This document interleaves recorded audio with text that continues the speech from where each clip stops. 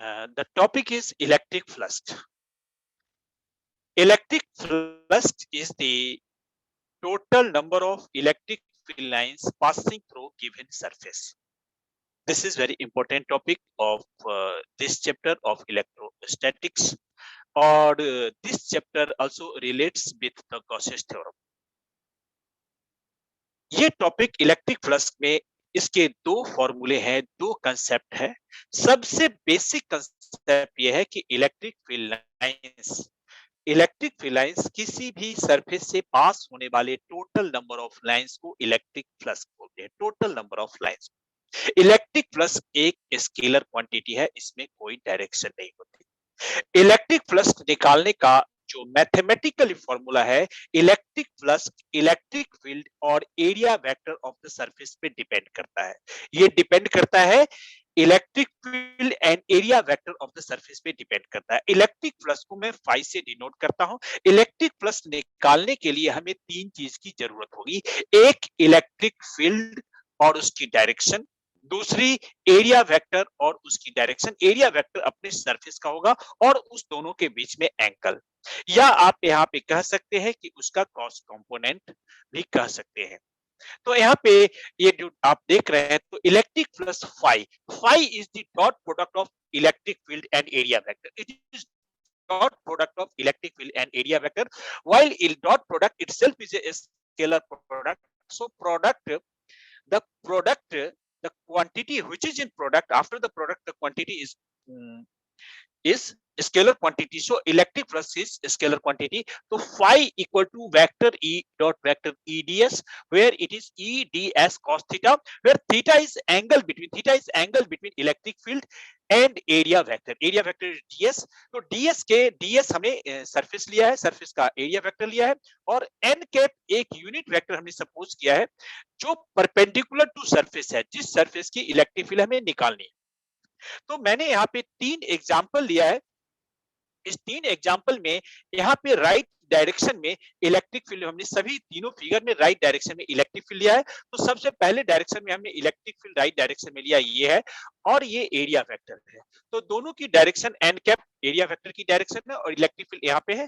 तो ये a figure में। तो सबसे पहले अगर यहाँ पे इलेक्ट्रिक फ्लक्स आप निकालते हैं फाई, तो फाई का फॉर्मूला जैसा कि मैंने बताया ई डॉट ds होगा।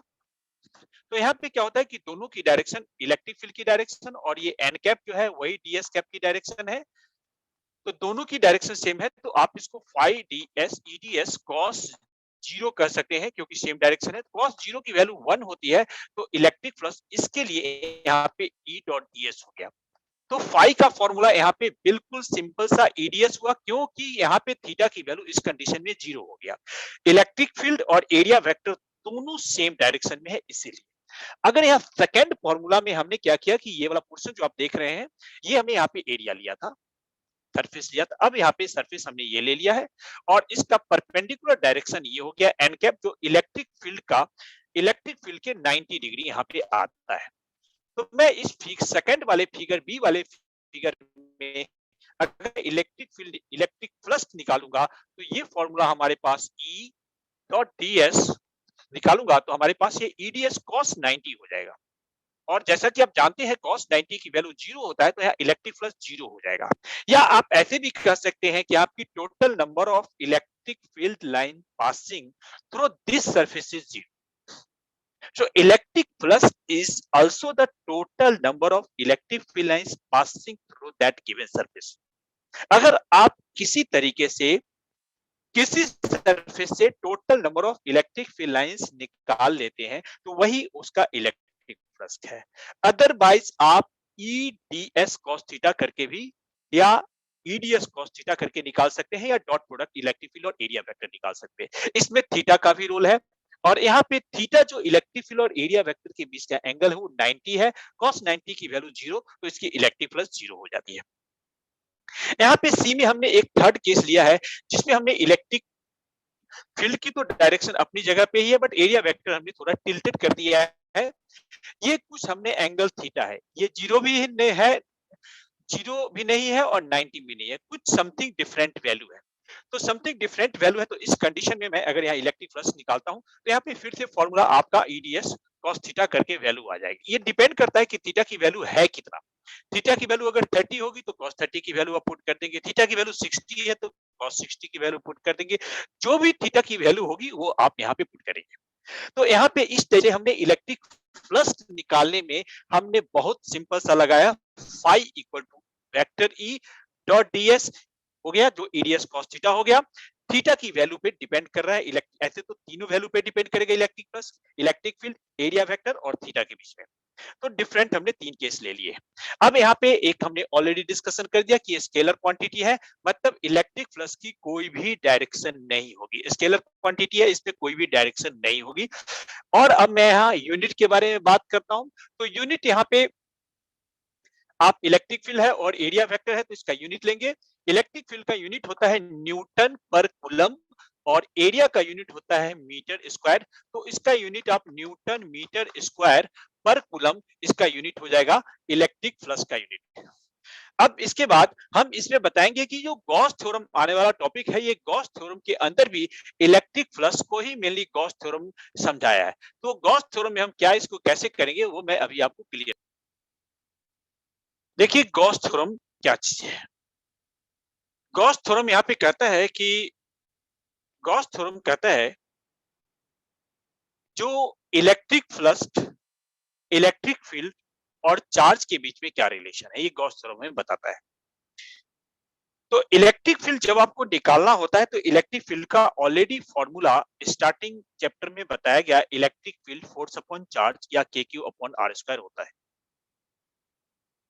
ये फॉर्मूला नॉर्मली है, बहुत अच्छा फॉर्मूला है, जहां जरूरत है काम करता है, बट बहुत जगह ये फॉर्मूला काम नहीं करता। तो इसके लिए गॉस थ्योरम है। गॉस थ्योरम में इलेक्ट्रिक फील्ड में नॉर्मल फॉर्मूला जैसे E इक्वल टू, आप E इक्वल टू फॉर्मूला लिखते हैं 1/4 pi epsilon not Q by R square. ये इलेक्ट्रिक फील्ड का फॉर्मूला होता है 1/4 pi epsilon not Q by R square. अब इसमें यहाँ पे Q से R डिस्टेंस पे यहाँ पे कोई Q चार्ज होता है और यहाँ से R डिस्टेंस है, R डिस्टेंस पे कोई P पॉइंट है, तो आपको इलेक्ट्रिक फील्ड निकालना है तो आप यहाँ पे ये फॉर्मूला निकाल देते हैं 1/4 pi epsilon not Q by R square. ये इलेक्ट्रिक फील्ड निकल गया। बट होता क्या है कि ये फॉर्मूला अगर चार्ज पूरे में डिस्ट्रीब्यूटेड है, डिफरेंट डिफरेंट पॉइंट पे चार्ज है, उसकी अलग अलग डिस्टेंस है और चार्ज का नंबर बहुत ज्यादा इनफाइनाइट है, इजिली काउंटेबल नहीं है, तो ऐसे कंडीशन में ये फॉर्मूला निकालने में प्रॉब्लम होगी। बहुत सारे इलेक्ट्रिक फील्ड निकालने पड़ेंगे, उसके वेक्टर सम करना पड़ेगा तो निकल के आएगा। और जब चार्ज डिस्ट्रीब्यूशन है उस कंडीशन में इलेक्ट्रिक फ्लक्स के निकालने में भी वहां इलेक्ट्रिक फील्ड की डायरेक्शन भी फिक्स नहीं होती, अलग अलग डायरेक्शन। तो यहाँ पे गॉस थ्योरम बहुत यूजफुल चीजें है। गॉस थ्योरम ने क्या कहा है उसके स्टेटमेंट को आप समझेंगे, फिर बाद में लिख भी लेंगे। गॉस थ्योरम का क्या कहना है? गॉस थ्योरम कहता है इलेक्ट्रिक फ्लक्स और surface integral of electric field is equal to 1 epsilon naught times of the total charge enclosed by Gaussian surface। Again repeat करता हूं, इलेक्ट्रिक फ्लक्स और surface integral of electric field, electric flux जो phi है और surface integral of electric field, मतलब surface integral of electric field का मतलब है इलेक्ट्रिक फील्ड और surface, surface means area, EDS का integration equal to 1 epsilon naught times of the total charge enclosed by Gaussian surface। जो Gaussian surface के अंदर एक सरफेस सपोज करेंगे वहां फाई की value charge upon epsilon not times होगा Q बाई E होगा। ये charge upon epsilon not times Q by E होगा।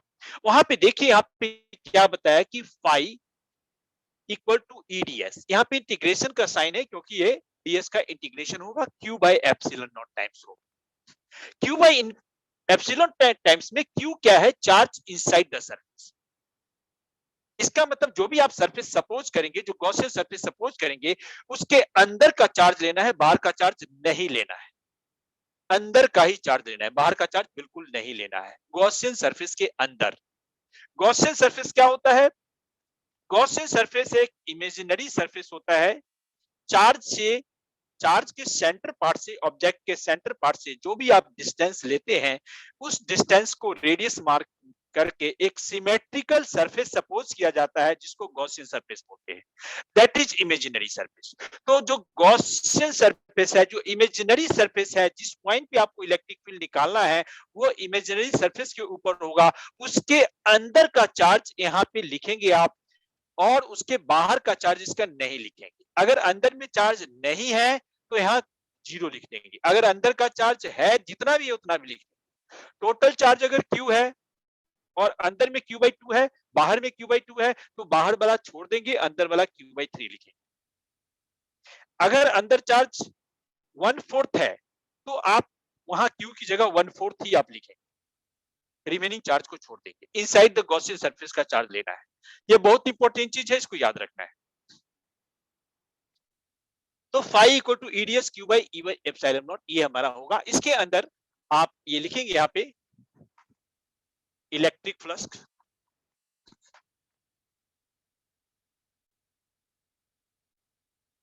और ये हमें इलेक्ट्रिक फील्ड है,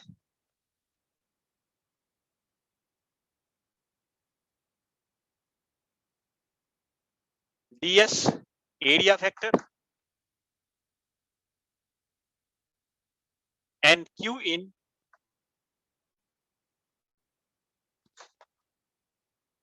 charge inside the surface, charge inside the Gaussian surface.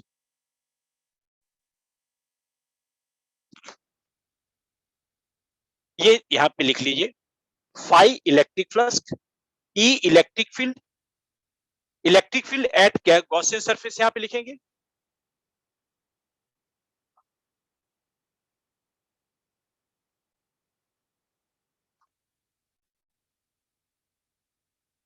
And Q in charge inside the Gaussian surface हो गया यहाँ पे।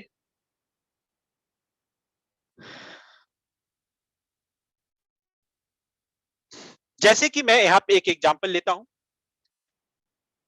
देखो, जब आप यहाँ पे मैंने क्या किया कि एक सरफेस सपोज किया, इसके यहाँ पे कुछ चार्ज है, Q चार्ज इसके सरफेस के ऊपर है।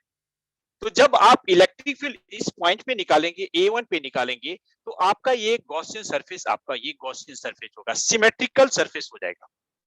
इसके अंदर का जब इस पे किसी भी पॉइंट पे आप इलेक्ट्रिक फील्ड निकालते हैं, तो आपको E इस पॉइंट का इलेक्ट्रिक फील्ड, DS इसकी एरिया, Q इन इसके अंदर का चार्ज लेना है।